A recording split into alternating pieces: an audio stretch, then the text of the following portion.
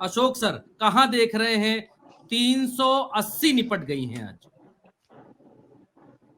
मैं पांडे जी के साथ हूं, प्रेम कुमार पांडे जी के साथ हूं। 70 से 75 सीटों का लॉस है और आने वाले टोटल मुझे लगता है कि ये 200 मतलब टोटल जब रिजल्ट आएंगे तो ये 200 मतलब 190 से लेके 230 के बीच में ऑस्कलेट होगा ये फिगर। यदि हम देख रहे हैं कई जगह जनता चुनाव लड़ रही है by and large, common factor इस चुनाव में जो देखने को मिला वो महंगाई और बेरोजगारी है। दूसरी बात, लोगों को दर्द यह है कि इस सब्जेक्ट पे बीजेपी बोलने को भी तैयार नहीं है। प्रधानमंत्री राजनाथ सिंह हो या जेपी नड्डा हो या अमित शाह हो, इनके सारे भाषण देख लीजिए। इनके भाषण सारे उन चीजों को बोलते हैं जिनसे कोई लेना देना नहीं है। राम मंदिर बन गया और आगे क्या? राम मंदिर बन गया, आगे क्या? नौकरी मिलेगी? किसानों की समस्या जस की तस है। 8,000 रुपए क्विंटल का जो 2 साल पहले कपास था वो 6,000 पे आ गया। सोयाबीन 4,000 पे आ गया, मिनिमम एमएसपी पे भी नीचे बिक रहा है। किसान जाएगा कहां? प्याज मजाक हो गया। आप किसान की बात करिए। आप कहते हैं कि हमने आतंक 370 कर दिया, लोगों को पता नहीं 370, उनको लगता है कश्मीर चमन हो गया। कश्मीर से रोज डेड बॉडी आती है, कश्मीर में रोज आतंकी हमले होते हैं और हम सुनते हैं कि 4 आतंकी मारे गए, 6 अधिकारी शहीद हुए। ये तो आंकड़े हैं। चाइना का जमीन का कोई बात करने को तैयार नहीं है, रुपए की कीमत गिर रही है, कोई बात करने को तैयार नहीं है। और सबसे ज्यादा महंगाई और बेरोजगारी।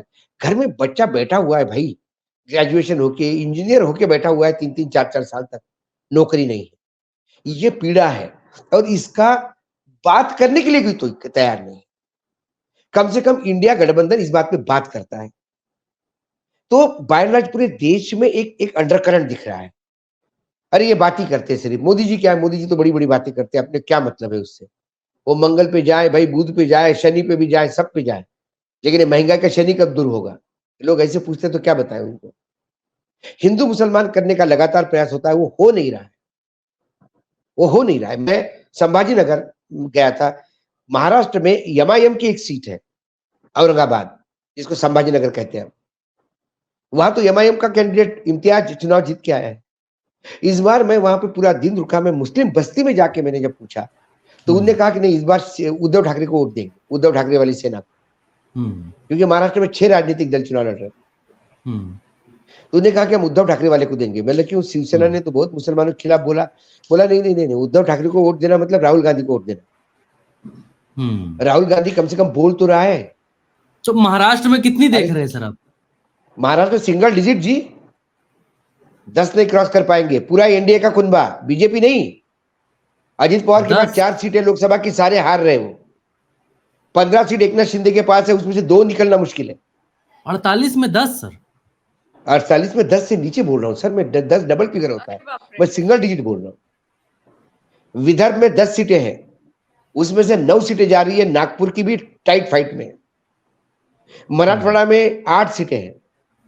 मुझे लगा कि पंकजा मुंडे की सीट निकल जाएगी, लेकिन वो भी फंस गई है, मतलब वो भी नहीं निकलती, 8 की 8 जा रही है। कोकण में 2 सीटें हैं, रत्नागिरी रायगढ़, दोनों हार रही है एनडीए।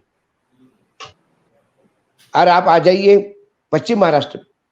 पश्चिम महाराष्ट्र में 1 या 2 सीटें निकल सकती है। पूना की सीट निकल सकती है, शायद बीजेपी की निकली तो। एक मावड़ की सीट है, वो निकल सकती है।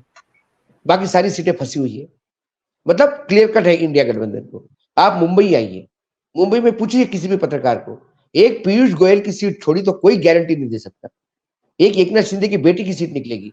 ये उंगलियों में गिनने वाली सीटें हैं, 6-7। प्रदेश बड़ा होता है, मुख्यमंत्री बड़ा नहीं होता ना सर। यदि छिछोरा आदमी आके कोई प्रधानमंत्री पद पे बैठ गया तो फिर आप इतने बड़े प्रधानमंत्री नहीं हो सकता है। देश भारत बहुत बड़ा है, लेकिन मेरा मेरा प्रधानमंत्री नाले पे गैस उल्टा मटका रख के गैस जलाए तो मैं उसको साष्टांग दंडवती करूं? यदि वो रडार से शिंदे जी ने टेम्पो का आइडिया तो नहीं दिया था? नहीं, ये जो आपने टेम्पो में भर भर के बताया, शिंदे जी का आइडिया तो नहीं था? क्योंकि उधर ही अडानी जी भी मुंबई में, शिंदे जी भी मुंबई में, पुराना टेम्पो का मामला। नहीं, शिंदे जी और हाईटेक हो गए। वो 8 सूटकेस लेके वहां गए औरंगाबाद, अपने कोल्हापुर, और उनके चॉपर से बड़े बड़े सूटकेस पुलिस वाले 2-2 पुलिस वाले उठा के निकाल रहे। उसका वीडियो सेना ने रिलीज किया आज। पूछे कि ये 8 सूटकेस में क्या जा रहा भाई? मुख्यमंत्री की 8 सूटकेस में इतनी क्या फाइलें जा रही है, एक दिन के लिए मुख्यमंत्री वहां गए। जी जी जी। देखिए ये क्यों टूटे, क्योंकि इन्होंने आधा पैसा कमाया।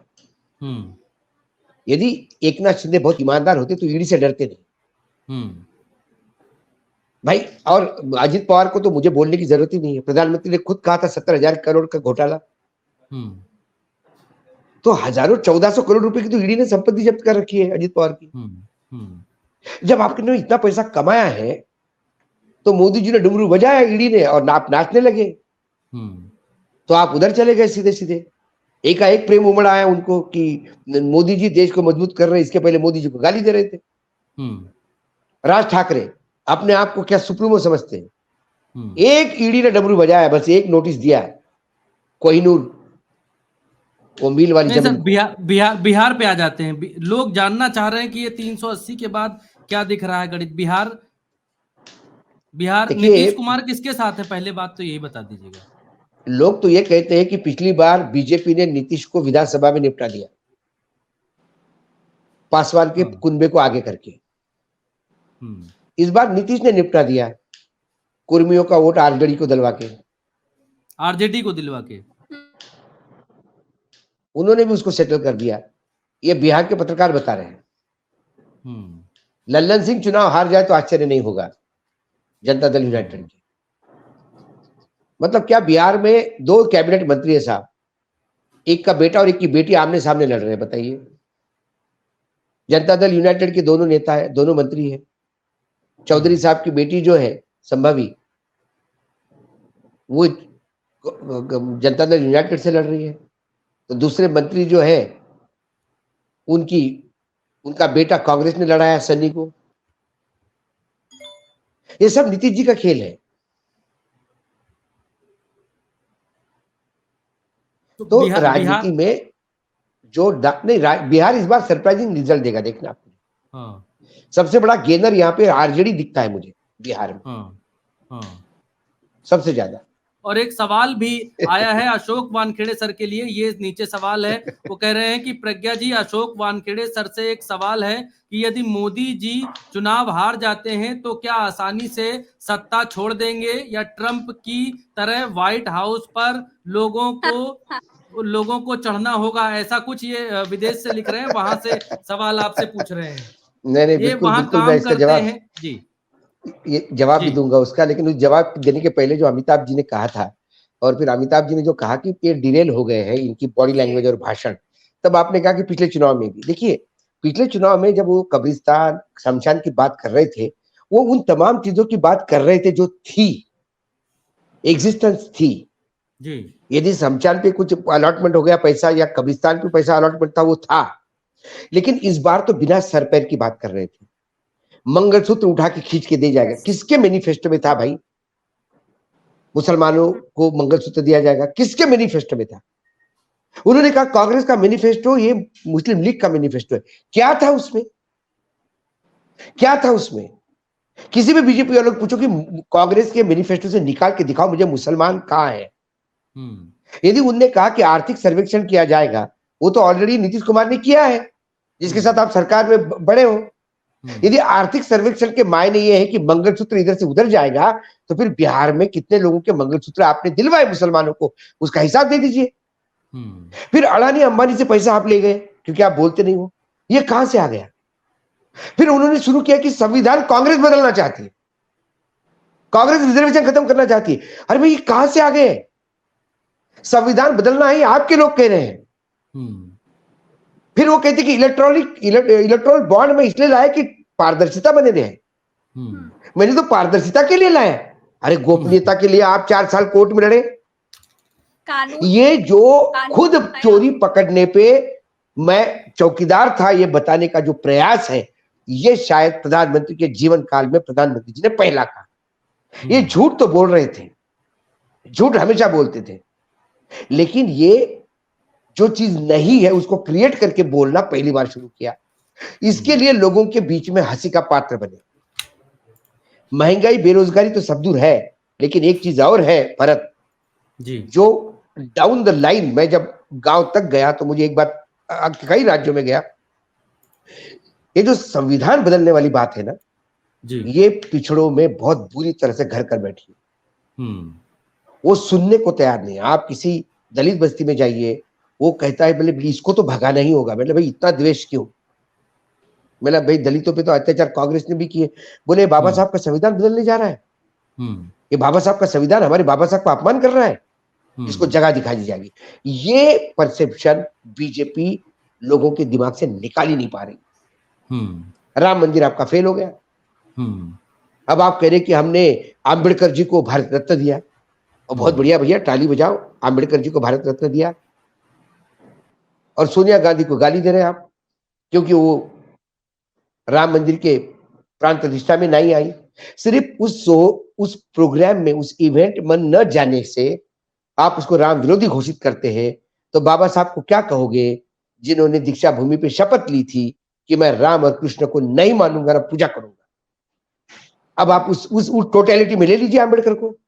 आंबेडकर सिर्फ दलितों का वोट बैंक नहीं। और रही सवाल का जवाब, अब प्रेक्षकों का वो देना जरूरी है, दर्शकों का। देखिए, दो मॉडल हो सकते हैं। यदि 230-235 पे आ गई बीजेपी, तो उसके बाद बीजेपी को अंदरूनी बहुत भयानक विरोध होगा।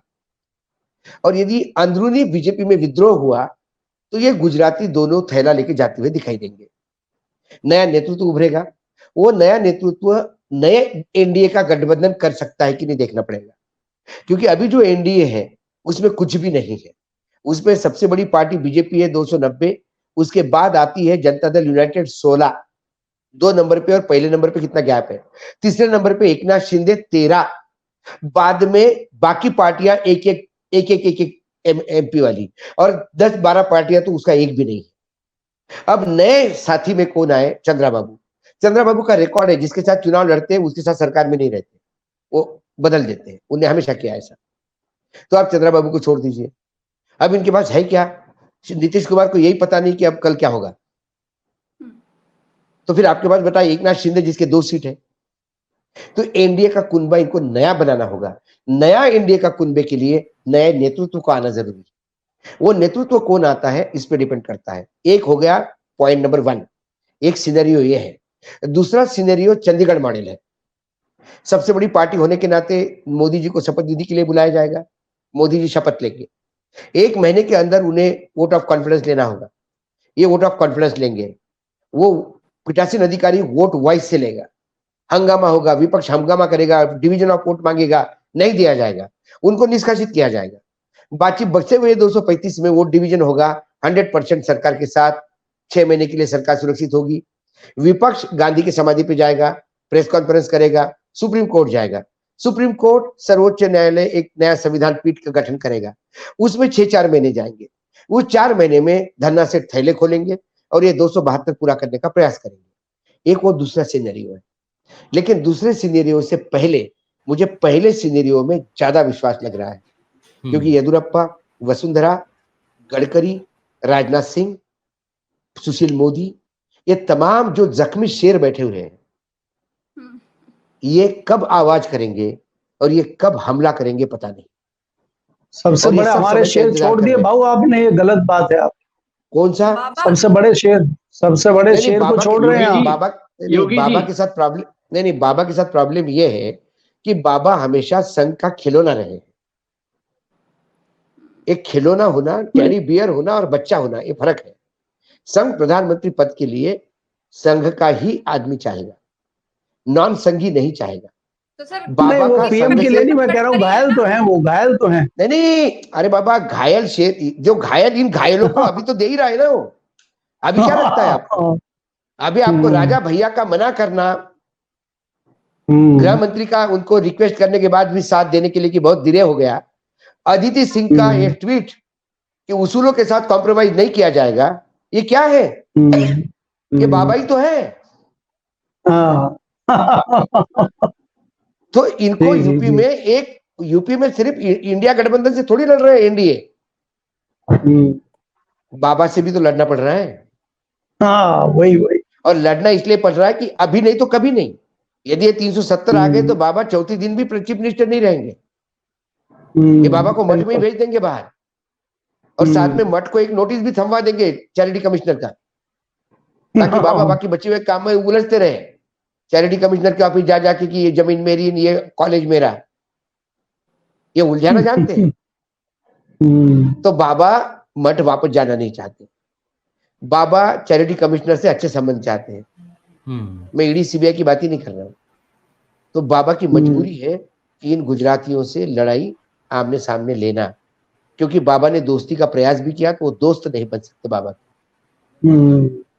ये बात तय है। तो बाबा भी एक है, कई हर राज्य में है, आपको हर राज्य में एक येदियुरप्पा मिलेगा आपको, जिसको इन्होंने, और वो जो घायल लोग हैं वो वाकई शेर है। उन्होंने 4-4 पीढ़ियां देके बीजेपी को तैयार किया है। वो ऊपर से पैराट्रूपर जैसे नहीं आए हैं कि चिटिया अपना घर बना दिए, सांप आके उसमें रह ले, ये सिस्टम नहीं है। तो ये मेजर फर्क है सर। तो पहला सिनेरियो मुझे ज्यादा, दर्शक का सवाल था तो उसका ये जवाब था, मुझे पहला सिनेरियो ज्यादा दिखता है। अच्छा, केपी मलिक सर, आपको क्या लगता है कि मोदी प्रधानमंत्री रहेंगे नहीं रहेंगे? नहीं, तो दर्शक के सवाल में सर आपने जो 2 सिनेरियो बताए, इस सिनेरियो में ये तो नहीं आया कि आसानी से छोड़ेंगे कि अब बना ले जाएंगे। आपका कहने का मतलब है कि लास्ट में जब सर ऐसा है कि जब बुरे दिन शेर पाइपलाइन में फंसता है ना गुरुजी, तो फिर पूरा जंगल मजे लेता है। छोड़ दीजिए इस बात को। जब तक शेर जंगल में, जिस दिन शेर पिंजरे में आ जाए तो छोटे छोटे बच्चे भी कंकड़ पत्थर मारने लगते हैं। और ये सत्ता है भरत जी, इसमें क्या होता है, जिस दिन आपके साथ आंकड़ा है, नंबर है, आप किंग हो। जिस उद्धव ठाकरे के सामने बैठने की औकात नहीं थी इन लोगों की, जो ऐसे हाथ पीछे करके खड़े होते थे और चलते समय दीवार का सहारा लेके चलते थे ताकि अपनी पीठ नहीं दिखाए नेता को। ये प्रोटोकॉल देखा है मैंने कलानगर में। वो लोग ये बोलने लगे कि इसकी औकात क्या है। उद्धव ठाकरे को बोल रहे तेरी औकात क्या है। ये लोग जो बिना चप्पल के पीठ दीवार को घिसट घिसट के जाते हुए मैंने देखा। ये पूछ रहे कि औकात क्या है। एक इनकम टैक्स के प्यून को मुख्यमंत्री बनाया उद्धव ठाकरे, बाल ठाकरे ने। वो नारायण राणे बोलता है कि इसकी क्या औकात है। अरे भाई, प्यून था इनकम टैक्स में, तुम 4 अंग्रेजी शब्द बोलने लगे तो नारायण राणे इंग्लिश में लिखने के लिए बोला तो तकलीफ होती है।